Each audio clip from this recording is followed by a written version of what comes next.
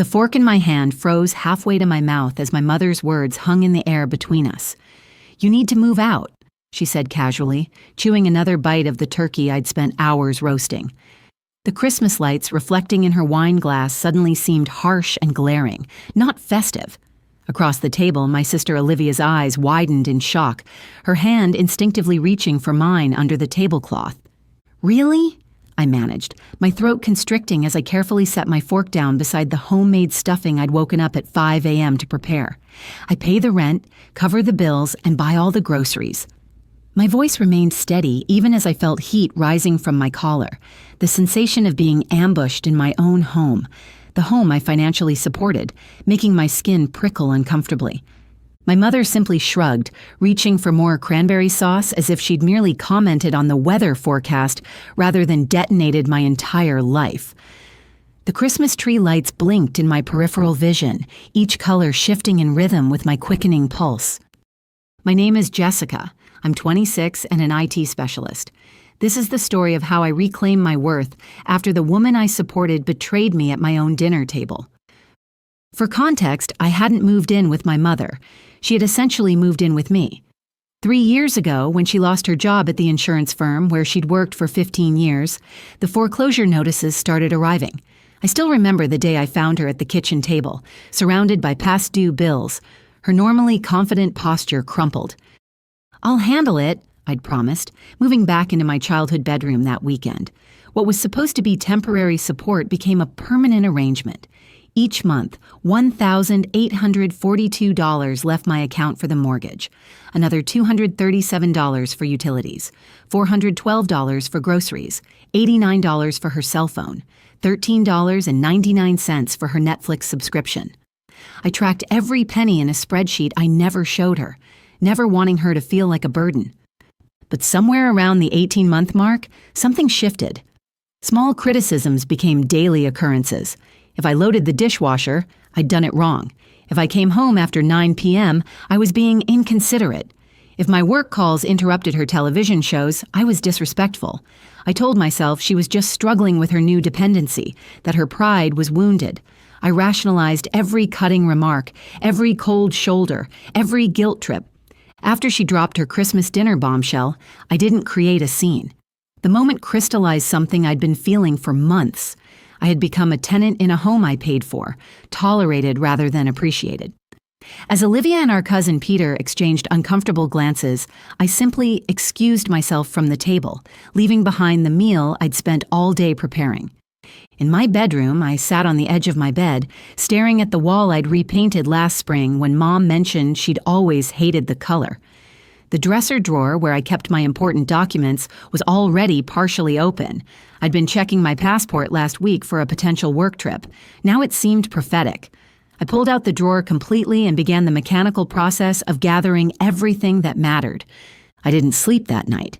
Instead, I methodically packed my belongings, sorting through years of accumulated life. What surprised me wasn't my efficiency, but my calmness. No tears, no rage, just a hollow acceptance that the person I'd sacrificed for had been waiting for the right moment to discard me. By 6:47 a.m., as the first gray light of post-Christmas morning filtered through my window, I had reduced my life to 2 suitcases, a laptop bag, and a small box of mementos. My mother's bedroom door remained firmly closed as I made 3 silent trips to load my car. I left my house key on the kitchen counter beside the coffee maker I'd bought her last birthday. No note, no dramatic goodbye, just the quiet click of the front door behind me. My friend Marcia answered on the first ring despite the early hour. "Need a place to crash?" she asked after I explained in as few words as possible. No questions about why, no judgment, just immediate support. The contrast between her instant kindness and my mother's calculated rejection wasn't lost on me. The first night on Marcia's couch, I stared at my phone, half expecting some recognition from my mother that she'd made a mistake. By the third night, as I signed the lease on a small studio apartment on Westfield Avenue, I had stopped checking for notifications from her. By the 5th night, as I assembled a secondhand bed frame in my new space, I realized she wasn't going to reach out at all. The silence was deafening. The woman who'd raised me, who I'd financially supported for 3 years, didn't even care enough to check if I had a roof over my head. The realization settled into my chest like concrete hardening. Then, 11 days after Christmas, my phone lit up with a message from Olivia. "Call me ASAP. You need to hear what Mom is telling everyone." I stepped out of my new apartment building into the bitter January cold to take the call, my breath forming clouds as Olivia's words hit me like physical blows. "She's telling everyone you abandoned her." My sister's voice trembled with anger. "She told Aunt Rachel you screamed at her during Christmas dinner and stormed out, leaving her with no way to pay bills. She's saying you've changed, become selfish and materialistic." The cold air suddenly wasn't enough. My lungs felt compressed, unable to expand fully as the betrayal deepened. It wasn't enough that she'd pushed me out. Now she was systematically destroying my reputation within our extended family. "Aunt Rachel is organizing a meal train for her," Olivia continued, disgust evident in her tone. "Uncle William called me asking what happened to you, why you'd do something so heartless. Mom's playing the victim perfectly, Jess, and people are believing her." That night, I checked my social media accounts to find the digital equivalent of doors slamming in my face. Uncle William had unfriended me on Facebook. Cousin Peter had removed me from our family group chat. Aunt Rachel, who had once promised to always be there for me after my father died, had posted a vague status about supporting family in difficult times that had garnered sympathetic comments from relatives I'd known my entire life. The injustice burned through the numbness I'd been cultivating. I'd given up promotions that required relocation to stay and support my mother. I'd postponed graduate school to maintain our financial stability. I'd sacrificed dating relationships that couldn't withstand my constant familial obligations. And my reward was character assassination. For 3 days, I drafted and deleted potential responses. A group message exposing the truth felt too defensive. Individual calls would be exhausting and might not be answered. Then, at 2:14 a.m. on a Tuesday, sitting on my still bare mattress with only the glow of my laptop illuminating my face, I found my approach. I wrote a post. Not an angry rant, not a desperate plea, but a methodical, fact-based account. I detailed the exact amount I'd paid monthly for the mortgage, $1,842. I listed the utilities I'd covered for 38 consecutive months. I explained how I'd come home from work to find her foreclosure notice and immediately stepped in. I described cooking the Christmas dinner she claimed I'd abandoned. And finally, I recounted her exact words. "You need to move out." No accusations, no name-calling. Just verifiable facts with dates, amounts, and specific details that couldn't be easily dismissed as emotional exaggeration. I ended with a simple statement. "I wish my mother well, but I cannot continue to financially support someone who doesn't value my presence." I posted it, shut my laptop, and finally slept soundly for the first time since Christmas.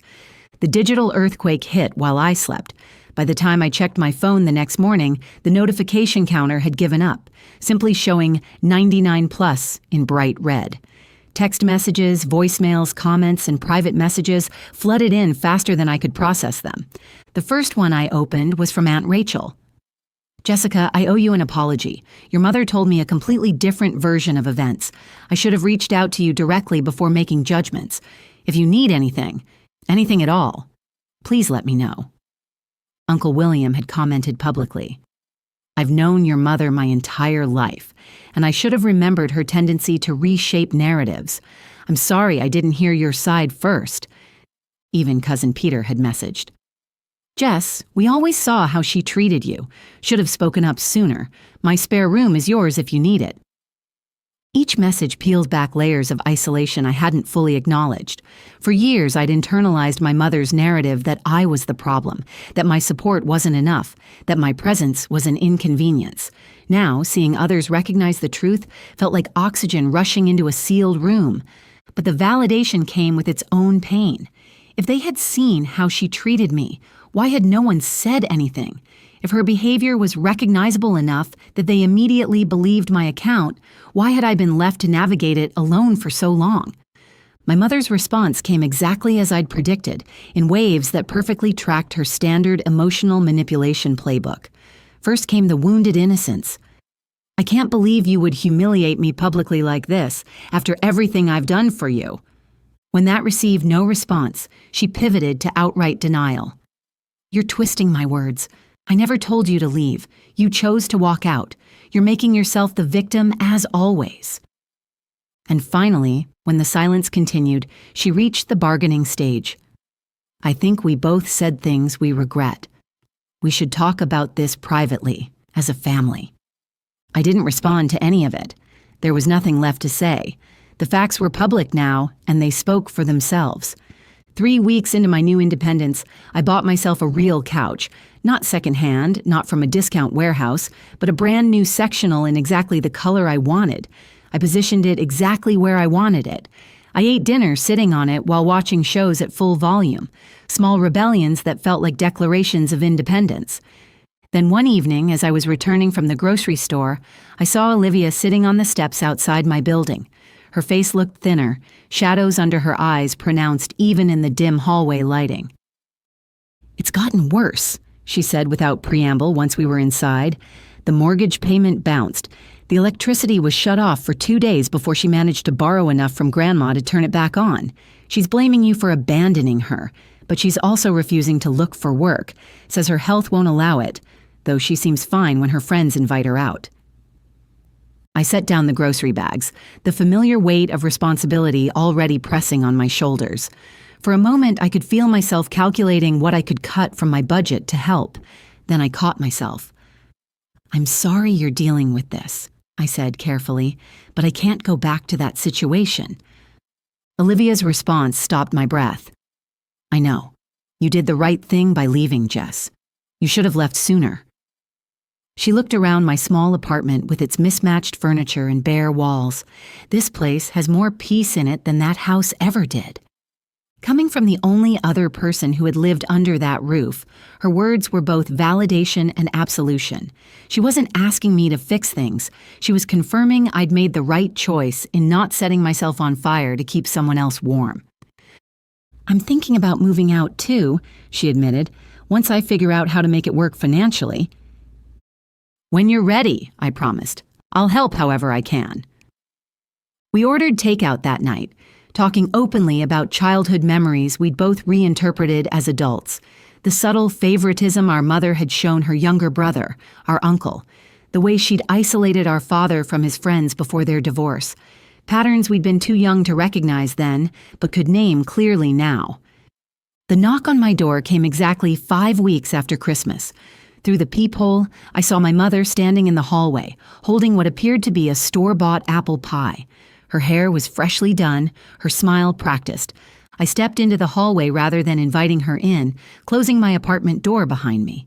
My sanctuary remained mine.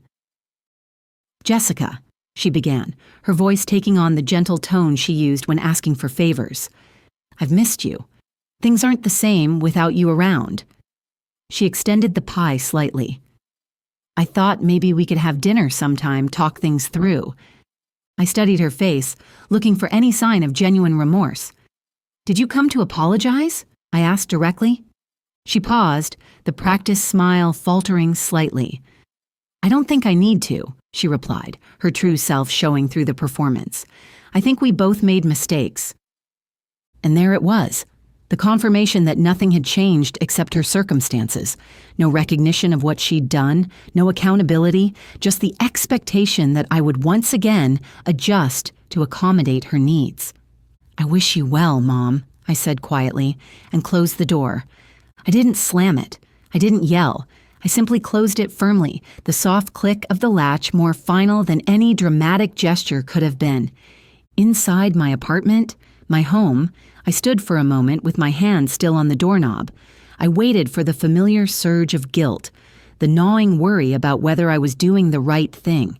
It didn't come. Instead, I felt something unfamiliar. Peace. The post I wrote remained online, not as an act of revenge, but as a record of truth. Some family members still occasionally commented on it, often tagging others who needed to see evidence that setting boundaries wasn't selfish, that supporting family didn't mean sacrificing yourself. Olivia moved out 2 months later, taking a small apartment closer to her university. We meet for coffee every Sunday morning, a new tradition that belongs entirely to us. Sometimes we talk about our mother, sometimes we don't. Either way, We're building something new from the ruins of what broke us. As for me, I finally enrolled in that graduate program I'd postponed. My apartment now has art on the walls, pieces I chose because they spoke to me, not because they match someone else's aesthetic. I cook meals just for myself, using spices my mother always claimed were too strong. I no longer keep a spreadsheet of expenses paid for others. Instead, I track progress toward my own goals. I'm learning, slowly but steadily, that family is supposed to lift you up, not drain you dry. That love doesn't keep a balance sheet. And most importantly, that peace isn't selfish. Sometimes it's the only way to survive.